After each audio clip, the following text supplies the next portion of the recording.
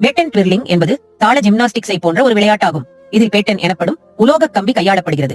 அதே நேரத்தில் ஒருங்கிணைந்த நடன அசைவுகளையும் செய்கிறது.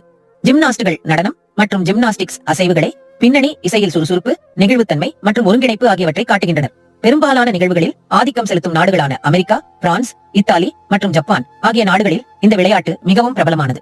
போட்டிகளில் பேட்டன் ட்விர்லிங் நடைமுறைகள் தனித்தனியாக, ஜோடிகளாக, மூவர் அல்லது அணிகளாக, ஒரு ஒற்றை அல்லது பல பட்டன்களை கொண்டு செய்யப்படலாம். ஒவ்வொரு பங்கேற்பாளரும் அல்லது குழுவும் பின்வரும் நடைமுறைகள் ஃப்ரீ ஸ்டைல், ஷார்ட் புரோகிராம் அல்லது பாரிஸில் ஒன்று அல்லது அதற்கு மேற்பட்டவற்றை செய்ய வேண்டும். ஒவ்வொரு வழக்கத்திற்கும் புள்ளிகள் வழங்கப்படுகின்றன. மேலும் அனைத்து நடைமுறைகளுக்கும் அதிக புள்ளிகளை பெறும் தனிநபர் அல்லது குழு வெற்றியாளராக அறிவிக்கப்படும். உலக பேட்டன் ட்விர்லிங் சாம்பியன்ஷிப் என்பது விளையாட்டிற்காக நடத்தப்படும் சர்வதேச போட்டியின் மிக உயர்ந்த மட்டமாகும். இந்த நிகழ்வில் ஆண்கள் மற்றும் பெண்கள் இருபாலருக்கும் பல தனி மற்றும் குழு போட்டிகள் உள்ளன.